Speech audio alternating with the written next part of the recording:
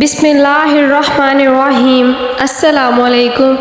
प्यारे नाजरीन, आज हम आपको एक ऐसी हकीकत और दिल दहला देने वाला वाक़या सुनाएंगे कि एक नेक लड़की जो हाफ़िज़ कुरान थी, लोगों के कपड़े सिलाई करके गुज़र बसर करती थी, मरने के बाद वो क्यों अज़ाब का शिकार हुई।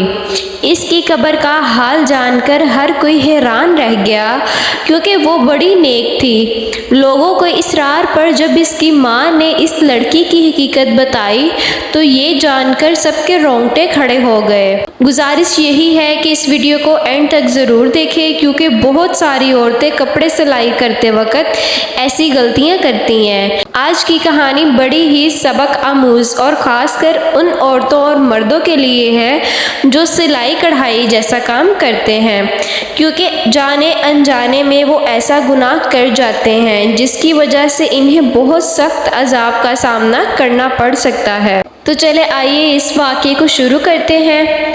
किसी शहर के दूर दराज इलाके में नफीसा नाम की एक लड़की अपनी माँ के साथ रहती थी। इसके बाप का इंतकाल हो चुका था। नफीसा की माँ ने नफीसा को कुरान पाक हिफ्ज़ करवाया और स्कूल की तालीम भी दिलवाई और सिलाई भी सिखाई थी, ताकि ये लोगों के कपड़े वगैरह सिलाई करके और कुछ नहीं तो घर का खाना पीना ही चला सके। नफीसा बहुत ही मेहनती लड़की थी। इसके कुछ असूल थे जिसे वो कभी पीछे नहीं हटती थी। अभी भी कितनी देर से इसके पास दो औरतें बैठी हुई थीं, बार बार कपड़े सिलाई के लिए इसरार किए जा रही थी, लेकिन नफीसा ने दो टोक लफ्ज़ों में इन्हें जवाब दे दिया कि वो इनके कपड़े नहीं सिलाई कर सकती। वो औरतें फिर नफीसा की मिन्नतें तरले करने लगी। नफीसा देखो, इनकार ना करो, तुम सबके कपड़े सिलाई करती हो और बहुत अच्छे करती हो, हमारे कपड़े भी सिलाई कर दो। बहुत महंगे कपड़े खरीदे हैं, हम किसी ऐसे दर्जी को देकर हम अपने कपड़े ख़राब नहीं करवाना चाहती।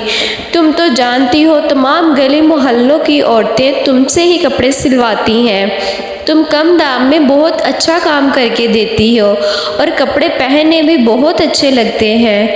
नफीसा बोली, लेकिन जैसा डिज़ाइन आप लोग बोल रही हो इस तरह के कपड़े मैं नहीं सिलाई करती। इन कपड़ों में पूरे पूरे बाजू नज़र आएंगे, शलवार का डिज़ाइन भी ऐसा होगा कि पिंडलियों से ऊपर तक दिखेंगी। तौबा तौबा, मैं ऐसे कपड़े कैसे सिलाई कर सकती हूँ। नफीसा ने ये बोलकर मना कर दिया। वो औरतें कहने लगीं, हम तुम्हें 500 सिलाई देने के बजाय 1000 जोड़े की सिलाई देंगी। हमें तुम्हारे हाथ की सिलाई बहुत पसंद है, तुम बहुत ही नफासत से काम करती हो। नफीसा खड़ी हुई और कहने लगी, नहीं बाजी, मैं सिलाई नहीं करूँगी, और फिर वहाँ अपने किचन की तरफ चल दी। नफीसा की अम्मी ने शर्मिंदगी से इन दोनों औरतों से माजरत की और कहने लगी कि मेरी बेटी थोड़ी पर्देदार है, इसलिए वो इस तरह के कपड़े नहीं सीती। दोनों औरतों के जाने के बाद नफीसा की अम्मी ने नफीसा से कहा, बेटी तुम क्यों लगी रोज़ी को धक्का देती हो, आखिर तुम कपड़े सिलाई क्यों नहीं करना चाहती थी, कोई 4 पैसे आ जाते। नफीसा बोली, अम्मा मैं ऐसे बेहयाई के कपड़े किसी को सिलाई नहीं करके दे सकती।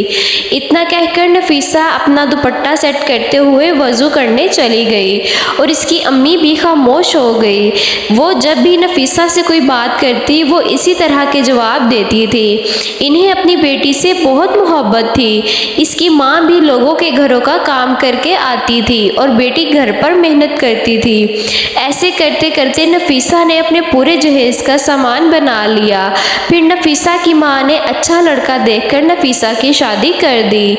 वो लड़का गरीब ज़रूर था, लेकिन नफीसा की बहुत इज्जत किया करता था। नफीसा की माँ ने शादी तय करते वक्त ये कहा था कि मेरा तो कोई सहारा नहीं है मेरी बेटी के अलावा, इसलिए मैं अपनी बेटी और दामाद को अपने घर पर ही रखूँगी। वो लोग भी मान गए। इस तरह नफीसा शादी के बाद अपनी ही माँ के घर दोबारा से रहने लगी। इसका शौहर जितने भी पैसे कमाता, लेकिन घर का गुजारा फिर भी मुश्किल होता था। नफीसा को कपड़े सिलाई करना ही पड़ते थे। वक्त ऐसे ही गुजरता गया। नफीसा प्रेग्नेंट हो गई। अब नफीसा से कपड़े सिलाई करना बड़े मुश्किल हो रहे थे। ادھر نفیسہ کو یہ خوشخبری ملی اور ادھر سے شوہر نے گھر آ کر بتایا اسے نوکری سے نکال دیا گیا ہے۔ یہ بات سن کر نفیسہ رونے پیٹنے لگی، اب میرا کیا ہوگا؟ میں اس حال میں بھی کپڑے سلائی کروں گی، کیا مجھے سکون نہیں مل سکتا؟ حالانکہ نفیسہ کا شوہر نفیسہ کا بہت خیال رکھتا تھا۔ جب وہ کپڑے سلائی کرنے بیٹھتی تو نفیسہ کو وہیں بیٹھے چائے بھی بنا کے دیتا، کبھی کھانا بنا کے دیتا اور باہر نوکری بھی کرتا تھا۔ اب اکثر ہی نفیسہ کی اپنے شوہر سے کام کے سلسلے میں بحث ہو جاتی، شوہر سے وہ بدتمیزی کرنے لگتی، بد زبانی کرنے لگتی۔ جب شوہر کھانا کھانے بیٹھتا تو آگے سے یہ کہہ دیتی، کام کے نہ کاج کے، دشمن اناج کے۔ وہ بیچارہ دو نوالے کھاتا اور اٹھ کر باہر چلا جاتا، حالانکہ وہ بھی روز کام ڈھونڈنے جاتا تھا اور یہ تو اللہ کی مرضی تھی کہ اس کو کوئی کام مل نہیں رہا تھا۔ ایسے کرتے کرتے آخر وہ دن آ گیا کہ نفیسہ کے گھر بیٹی پیدا ہوئی۔ نفیسہ کا شوہر اور نفیسہ کی ماں بچی کو دیکھ کر بہت خوش ہوئے۔ نفیسہ کا شوہر تو بچی کی خوشی میں گھر گھر میں مٹھائیاں بانٹ رہا تھا اور نفیسہ کے شوہر کو بچی کی خوشخبری ملی اور ادھر نفیسہ کے شوہر کا کام بھی لگ گیا۔ جہاں نفیسہ کے شوہر کو کام ملا وہ ٹھیکیدار بڑا ہی سخت مزاج تھا، مزدوروں کے ساتھ بدتمیزی سے پیش آتا، اسے بس کام ہی پیارا تھا اور اکثر وہ مزدوروں کو گندی گالیاں بھی دے دیا کرتا تھا۔ جب بیٹی تھوڑی سی بڑی ہوئی تو نفیسہ نے پھر سے اپنی سلائی شروع کر دی تاکہ اس کی بیٹی کا خرچ بھی پورا ہو سکے۔ جو بھی عورتیں کپڑے سلوا کر لے کے جاتی، ان کے کپڑوں میں سے جو کپڑا بچ جاتا وہ عورتیں اسی کو دے دیتی۔ اس کپڑے سے وہ اپنی بیٹی کے چھوٹے چھوٹے فراک سلائی کر لیتی اور اس کو پہناتی، اس طرح وہ گزر بسر کر لیتی، کیونکہ نفیسہ کے شوہر کی اتنی کمائی تو ہے نہیں تھی جس سے وہ زیادہ خرچ کر سکے۔ بجلی کے بل اور گھر کا سودا سلف ہی شوہر پورا کر سکتا تھا۔ پھر ایک دن خدا کی کرنی ایسی ہوئی کہ ان لوگوں کے گھر میں جیسے زلزلہ سا آ گیا ہو۔ کچھ یوں ہوا، نفیسہ کا پاؤں اچانک سیڑھیوں سے پھسلا اور پہلی سیڑھی سے گرتی ہوئی آخری سیڑھی تک آ گئی۔ اس کے سر سے اتنا خون بہہ گیا، نفیسہ کی ماں رونے چلانے لگی۔ پورا محلہ ان کے گھر میں اکٹھا ہو گیا۔ جلدی سے نفیسہ کے شوہر کو خبر کر دی گئی۔ جمعے کا دن تھا اور نفیسہ کا شوہر اس لیے آج کام پر تھا کہ جو ایکسٹرا پیسے ملیں گے میں اپنی بچی کے لیے کھلونے خرید سکوں۔ اس دن اور کوئی مزدور وہاں کام نہیں کر رہا تھا۔ جب نفیسہ کے شوہر کو بیوی کی ایسی خبر ملی تو جلدی سے اندھا دھند اس نے تالے لگائے اور بھاگ کر گھر واپس آ گیا۔ چابی اس نے اپنی جیب میں رکھ لی اور جلدی سے گھر آ گیا۔ ڈاکٹر کے پاس لے جاتے نفیسہ راستے میں ہی دم توڑ گئی۔ نفیسہ کے شوہر کو نفیسہ کی کئی باتیں بہت یاد آ رہی تھی۔ وہ تڑپ تڑپ کر رو رہا تھا اور نفیسہ کی ماں بھی چیخ چیخ کر رو رہی تھی۔ نفیسہ کا شوہر اس لیے بھی زیادہ رو رہا تھا کہ اس کی معصوم سی بچی ہے، اس کا کیا ہوگا، بن ماں کے کیسے پلے گی۔ ابھی تو وہ اتنی چھوٹی تھی کہ ماں کا دودھ پیتی تھی۔ یہ سب سوچ کر وہ اور بھی اونچی اونچی رونے لگ جاتا۔ نفیسہ کی اچانک موت پر ہر کوئی افسوس کرنے لگا۔ کون جانتا تھا کہ ایک جوان لڑکی بھری جوانی میں یوں خاموشی سے چلی جائے گی۔ ہر کوئی نفیسہ کی نیکی کے گن گایا کرتا تھا۔ سب ہی جانتے تھے کہ وہ کتنی نیک تھی، پرہیزگار تھی، ہر کسی کا خیال رکھنے والی تھی۔ ہر کوئی اس کی تعریف میں لگا ہوا تھا۔ نفیسہ کی ماں اور شوہر کا رو رو کر برا حال ہو گیا۔ وہ دونوں غم سے نہ ڈھال تھے۔ پھر تدفین کا وقت قریب آیا اور نفیسہ کا جنازہ پڑھایا گیا۔ نفیسہ کو قریبی قبرستان لے جا کر دفنایا گیا۔ اسے دفناتے وقت اس کا شوہر قبر کے اندر اترا تھا اور اسی دوران اس کے جیب میں سے وہ چابیاں نکل کر قبر کے اندر گر گئیں جہاں کام سے وہ تالے لگا کر آیا تھا۔ اس کے شوہر کو اس بات کا پتہ ہی نہ چلا۔ وہ گھر لوٹ آیا۔ شام ہوتے ہی سب لوگ اپنے اپنے گھروں کو چلے گئے۔ سب کے جانے کے بعد گھر بالکل ویران سا ہو گیا۔ نفیسہ کی سلائی مشین سامنے ہی رکھی ہوئی تھی۔ جسے دیکھ کر اس کی ماں بار بار رونے لگ جاتی، کیونکہ اس کو پہلے بیوہ ہونے کا دکھ تھا اور اب بیٹی کے چلے جانے کا اور چھوٹی نواسی کا تنہا رہ جانے کا دکھ بار بار ستا رہا تھا۔ نفیسہ کے شوہر نے نفیسہ کی ماں کو سنبھالا اور گود میں اپنی بچی کو بھی بٹھایا ہوا تھا، لیکن ایک ماں کو کہاں صبر آنا تھا جس بیٹی نے ماں کا بازو بن کر دکھایا تھا، وہ اتنی اچانک چلی گئی۔ نفیسہ کی ماں کو تو یقین ہی نہیں آ رہا تھا۔ بس نفیسہ کی ماں یہی بولے جا رہی تھی، ابھی تو میری بیٹی کپڑے سلائی کر رہی تھی، یہ سب کیا ہو گیا؟ اس کی ماں کو کسی بھی طرح سے یقین ہی نہیں آ رہا تھا کہ اس کی بیٹی اب اس دنیا سے چلی گئی ہے۔ نفیسہ کی ننھی بیٹی بھی بلک بلک کر رو رہی تھی اور نفیسہ کا شوہر نہیں چاہتا تھا کہ وہ اگلے 2-3 دن کام پہ جائے۔ وہ اپنی بیٹی کا خوب خیال رکھنا چاہتا تھا اور بیوی کے غم میں بہت ناڈھال تھا، اس لیے وہ مالک کو بتانا چاہتا تھا کہ میں اگلے 3 دن کام پر نہیں آؤں گا۔ جیسے ہی نفیسہ کے شوہر نے جیب کو ہاتھ لگایا تو اس کی جیب میں چابیاں نہیں تھی۔ وہ سوچ میں پڑ گیا کہ آخر یہ چابیاں کہاں چلی گئیں۔ بہت سوچنے کے بعد بھی اس کے دماغ میں آیا کہ چابیاں تو اس نے جیب میں ہی رکھی تھیں۔ نفیسہ کی ماں بھی اپنے داماد کی پریشانی والا چہرہ دیکھ رہی تھی۔ کہنے لگی، صابر بیٹا کیا بات ہے؟ تب صابر نے اپنی ساس کو بتایا، ماں جی میری جیب میں چابیاں تھیں، وہ پتہ نہیں کہاں گر گئیں، پتہ نہیں مسجد میں گر گئیں یا قبرستان میں گر گئیں۔ اسی وقت صابر کے ذہن میں یہ بات آئی کہ جب وہ قبر کے اندر اترا تھا اس وقت کہیں چابیاں قبر میں تو نہیں گر گئیں۔ اسی سوچ کے آتے ہی وہ بہت زیادہ پریشان ہو گیا، کیونکہ وہ ٹھیکیدار بہت ہی زہریلا آدمی تھا، اس نے تو صابر کو چھوڑنا نہیں تھا، ذرا سی چابی کے گم ہوتے ہی اس نے تو اس کی جان لے لینی تھی، کیونکہ اس کو انسان سے زیادہ اپنے کام کی فکر رہتی تھی۔ ابھی صابر یہی سوچ رہا تھا کہ ٹھیکیدار کا فون آ گیا اور اس نے کہا، صبح بند کام پر لگانے ہیں تو مجھے ابھی اور اسی وقت راتوں رات چابیاں دے کر جاؤ تاکہ میں باقی کے کام پر صبح سویرے مزدوروں کو لگا دوں۔ اتنی بات سن کر صابر کا حلق سوکھ گیا، وہ یہ بھی نہ کہہ سکا کہ چابیاں کہیں گم ہو گئی ہیں، اس نے بس اتنا ہی کہا کہ میں آپ کو چابیاں سویرے پہنچا دوں گا۔ اب اسے راتوں رات میں ہی چابیاں تلاش کرنی تھی۔ بہت سوچ بچار کرنے کے بعد اس نے قبرستان کا رخ کیا۔ رات کے 1 بج رہے تھے اور نفیسہ کی بیٹی ابھی نانی کے پاس سو رہی تھی۔ نفیسہ کا شوہر رات کے 1 بجے ہی قبرستان کی طرف قدم بڑھانے لگا۔ اس کا دل گھبراہٹ کا شکار تھا، وہ بہت زیادہ پریشان ہونے کے ساتھ ساتھ خوف زدہ بھی تھا۔ اس سے پہلے وہ کبھی اتنی رات کو قبرستان نہیں آیا تھا۔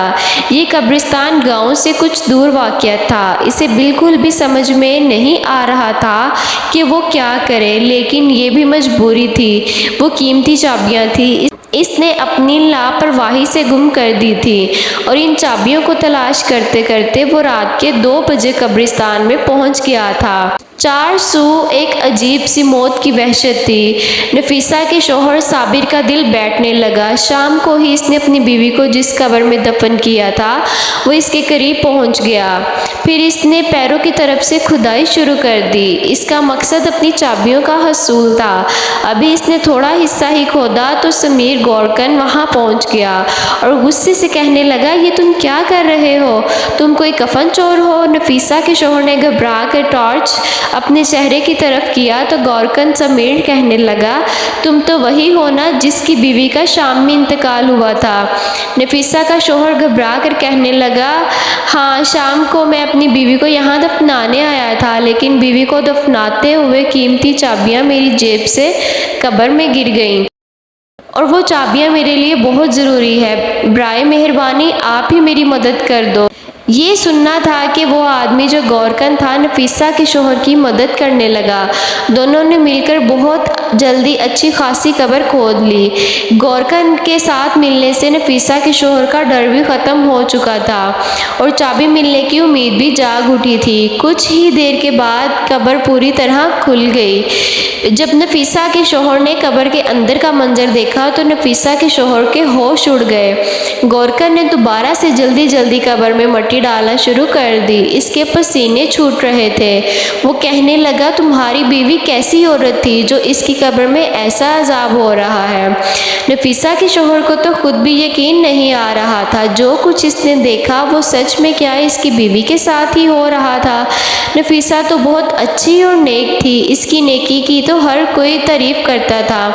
اس نے تو کبھی کوئی ایسا گناہ نہیں کیا تھا جس کی وجہ سے اس کا یہ حال ہوا ہو۔ وہ پریشانی سے تڑپنے لگا، میری بیوی کو ایسے کون سے گناہ کی اتنی بڑی سزا مل رہی ہے؟ گورکر نے کہا تم چابیوں کا کوئی اور انتظام کر لو۔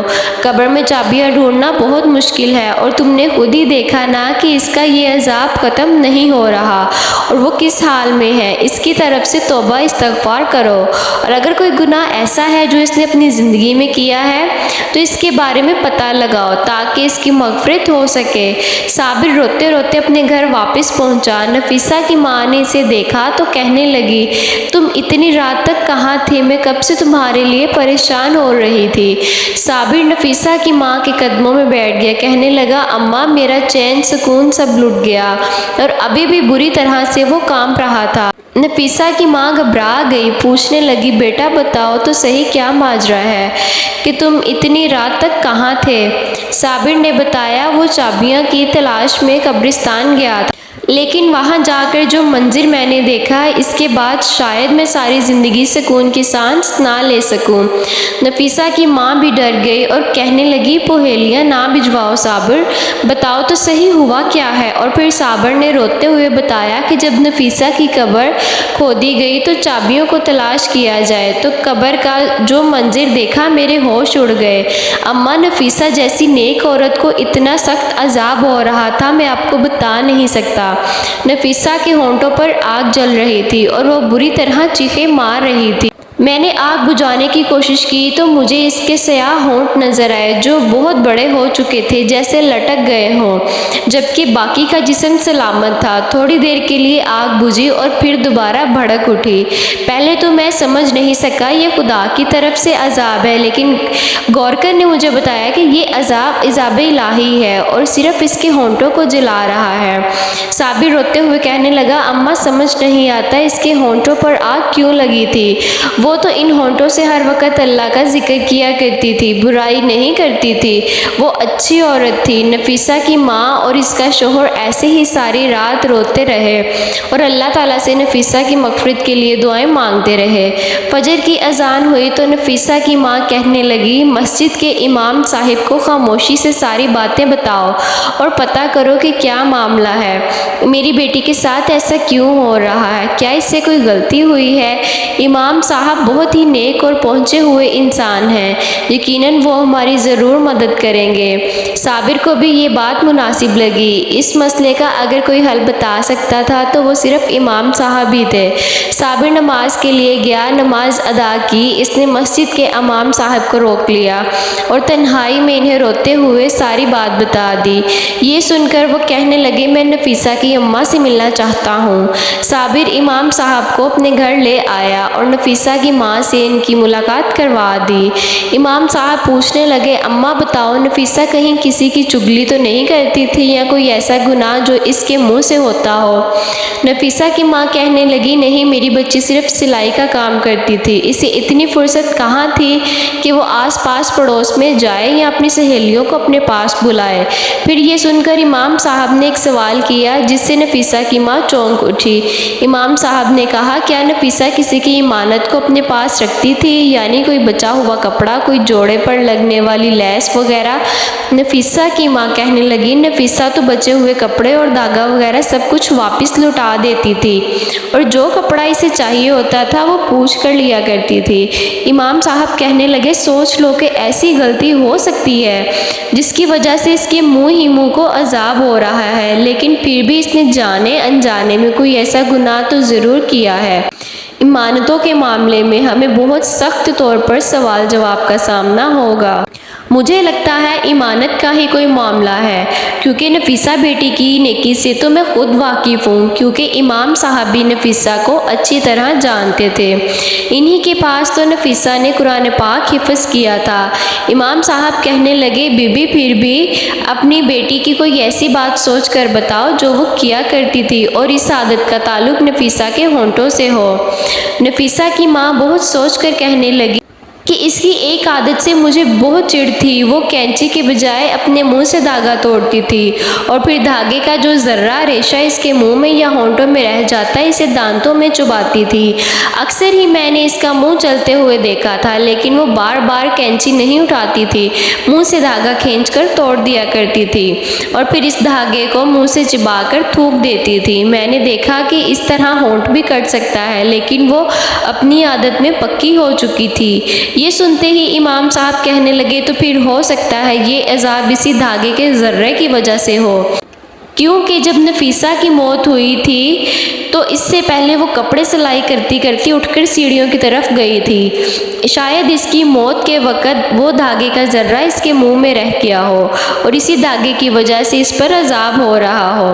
سلائی کے بچے ہوئے سامان کے ساتھ دھاگے کا ایک ذرہ سا ٹکڑا بھی اس شخص کی امانت کہلاتا ہے جو کپڑوں کی سلائی کے پیسے دیتا ہے۔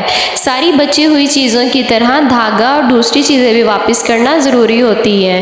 بہتر ہے کہ آپ لوگ اس طرح سے مغفرت کی دعا کریں، اور جو لوگ بھی نفیسہ سے کپڑے سلواتے تھے ان سب سے بات کر کے نفیسہ کی عادت کے بارے میں بتائیں اور اس کے لیے معافی مانگ لیں۔ یہ سن کر نفیسہ کی ماں بہت زیادہ پریشان ہوئی۔ بظاہر تو یہ بہت معمولی سی بات تھی، لیکن اس کی وجہ سے نفیسہ کو اتنا سخت عذاب ہوگا یہ ان کے وہم و گمان میں بھی نہ تھا۔ پھر نفیسہ کی ماں نے ان سب لوگوں کو اپنے گھر میں جمع کیا جن کے نفیسہ کپڑے سلائی کیا کرتی تھی، اور سب کو نفیسہ کی اس چھوٹی سی عادت کا بتا کر نفیسہ کی مغفرت کے لیے ہاتھ جوڑے۔ لیکن یہ کوئی ایسی بڑی بات تو تھی نہیں، اس لیے سب نے فوراً معاف کر دیا۔ کچھ لوگوں کی نظر میں یہ تو گناہ بھی نہیں تھا، لیکن جو بات انسان کے نزدیک معمولی سی ہوتی ہے اعمال میں وہ اکثر بھاری ہوتی ہے۔ یہاں اب یہ معاملہ امانت کا تھا، شاید اس لیے نفیسہ کی پکڑ ہو گئی تھی۔ سب لوگ نفیسہ کی اچھی عادتوں سے واقف تھے، اس لیے نفیسہ کو معاف کر کے چلے گئے۔ اس رات نفیسہ کی ماں نے اپنے داماد سے کہا، صابر جلدی سے دوبارہ چابیاں کے لیے تم اس کی قبر لازمی کھودو اور اندر کا منظر دیکھ کر بتاؤ اس پر عذاب ہٹ گیا ہے۔ نفیسہ کی ماں جاننا چاہتی تھی کہ اس کے عذاب کے پیچھے اصل وجہ کیا تھی، کیا واقعی ایک ذرہ سا دھاگا اس پر عذاب کی وجہ بنا تھا۔ اس رات صابر پھر گورکن کے پاس گیا اور ان دونوں نے مل کر قبر کھودی تو دیکھا کہ نفیسہ کی میت بالکل ٹھیک تھی، اس کے پاس سے خوشبو آ رہی تھی، کسی قسم کا کوئی عذاب باقی نہ تھا، اور صابر کی چابیاں بھی اس کی قبر میں تھیں۔ صابر نے وہ چابیاں وہاں سے اٹھائیں اور قبر واپس سے بند کر دی اور گھر واپس آ کر نفیسہ کی ماں کو سارا ماجرا سنایا۔ انہوں نے اللہ کا شکر ادا کیا، ان کی بیٹی پر سے عذاب الہی ہٹ گیا۔ اور پھر جب یہ بات گاؤں والوں کو پتہ چلی تو ہر کوئی حیران رہ گیا کہ اس قدر نیکوکار عورت کو ایک امانت کی وجہ سے عذاب بھگتنا پڑا تھا۔ سارے گاؤں والوں نے توبہ استغفار کی اور پھر سب نے اپنے معاملات کو سدھارنے کی کوشش کی۔ اس دن کے بعد گاؤں میں ہر کوئی امانت کو لے کر بہت چکنا ہو گیا۔ اس کے بعد کسی کے پاس کسی کی ذرا سی چیز ہوتی تو اسے فوراً واپس لوٹایا جاتا۔ نفیسہ تو چلی گئی تھی، لیکن جاتے جاتے اپنی ماں اور شوہر کو اداس کر وہ نفیسہ کی بیٹی اور نفیسہ کا شوہر اور ماں تینوں اسے ہر وقت یاد کرتے رہتے۔ نفیسہ تو پھول تھی جس کی خوشبو چاروں طرف بکھری ہوئی تھی، اس کے جانے کے باوجود بھی لوگ اسے بالکل نہیں بھولے تھے۔ وہ اپنے اچھے اخلاق اور رویے کی وجہ سے سب کے دلوں میں آج بھی زندہ ہے۔ وہ اب جنت کے کسی اعلیٰ مقام پر ہوگی۔ جو چھوٹا سا گناہ اس سے ہوا تھا اس کی سزا وہ بھگت چکی تھی۔ کہنے کو تو یہ صرف معمولی سی بات ہے کہ چھوٹے से धागे का टुकड़ा मुंह से तोड़ने पर इसका रेशा मुंह में रह गया, जिसे नफीसा ने चबाकर थूक भी दिया था। लेकिन अक्सर सिलाई करने वाली औरतों के साथ यही मामला होता है। बहुत सी औरतों को मैंने खुद मुंह से धागा कटते हुए देखा है।